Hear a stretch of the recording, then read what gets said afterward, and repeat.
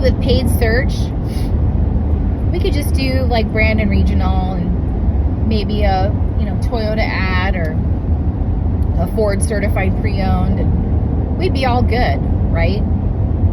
Yeah, we can't do that anymore. And you got to become a lot more strategic with your paid marketing dollar.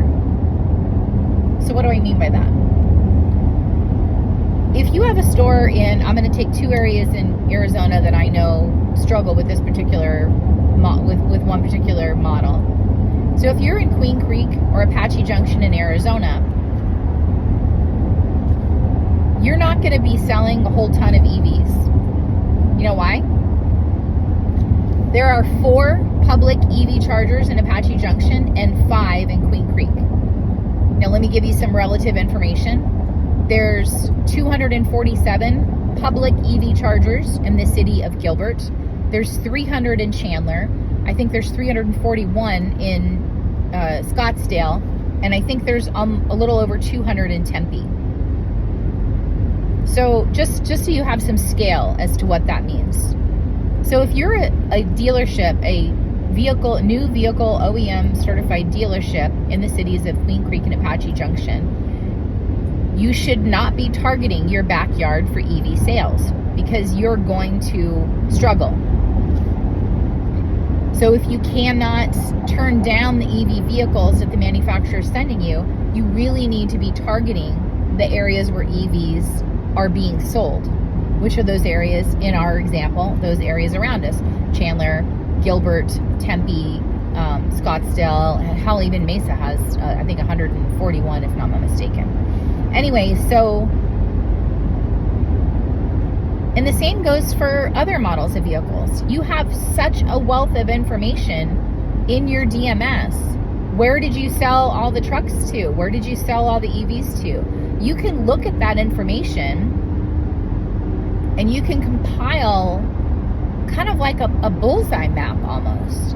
And most of the better paid marketing companies will have a market rank report anyway. Like my company has a market rank report that I can pull up and show you where you rank for your sales in your market. Now you should be anywhere around your store, you should be number 1. And if you're not, those are the areas you need to target.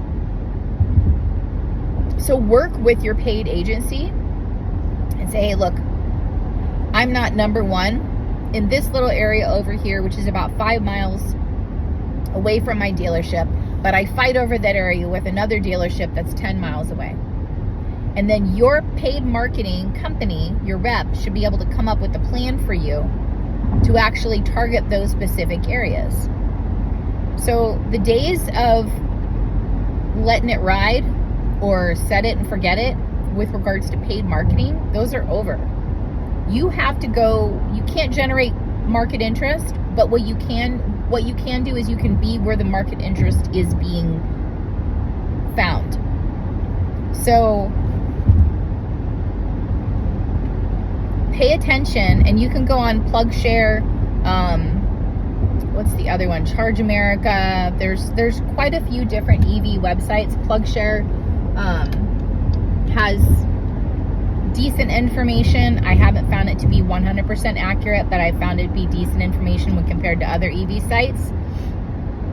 But it definitely gives you kind of a picture of exactly what your expectations are with regards to sales. So if you know your struggle bus, you're on the struggle bus with EV sales, look at the particular market around your store. How many public EV chargers are there? And I've talked about this before, there's like a formula that every municipality gets a certain amount of tax dollars to build new EV chargers, but it applies the same for almost any model, right? How many stores focus on secondary credit because they know that's what their PMA is? You know, how many stores focus on anything that's under $30,000 because they know that's what sells in their market? How many stores? We had a store in North Scottsdale, a Nissan store that was the #1 Titan store in the US for, I think, like 2 years or some crazy shit like that. In North Scottsdale, where everyone was like, yeah, nobody in North Scottsdale buys trucks. This guy sold trucks in North Scottsdale. So the price point is really key to what you need to be paying attention to with market, not necessarily the vehicle itself. And I think that applies to everything except EV. EV is kind of an anomaly in and of itself. And there's so much, like I was at a store this past week and EV, basically they can't even, they can barely give them away. So my plan for him is, but then we need to work on shipping because he's kind of in a landlocked area that doesn't really have a whole lot of competition around him. It's just the attitude towards EVs, and there was some bad press on EVs, and I won't go down the whole road. But anyway, so what that means for you is he really has to get creative with how to move those EVs. So I told him, calculate some shipping costs for me, because you're going to need to ship them out probably to a 4-hour, and I don't think you want to pay for someone to do that, to drive 4 hours out to deliver. So what I would do would actually find a shipping company and try to work, and let's figure out a plan to try to market into these other areas. So that's what he's doing. But what needs to happen is we need to specifically be talking about this model sells for this market, and this is how we need to market for that. Most of the stores that know their market and really wrap their arms around it and own it, like if you know you're a secondary credit market, then own it. Wrap your arms around it. Get familiar with it. Be friendly with a lot of the subprime lenders. Start making those connections and making sure that your used car manager isn't buying, platinum reserve Armadas at $80,000 or whatever a pop, or GTRs or some crazy shit like that. So make sure that you're stocked up inventory wise accordingly so that you can market accordingly. Because it doesn't do you any good to market if you know you're a secondary credit store to market leases on, Porsche 911s or Mercedes GLKs. Yeah, it just doesn't do you any good. So why even bother, But what you really should be paying attention to is anything under $30,000, anything that comes with an extended warranty, anything that you can package into that. So if you can package in to that loan, and it depends on loan to value and all that other fun stuff that I won't get into.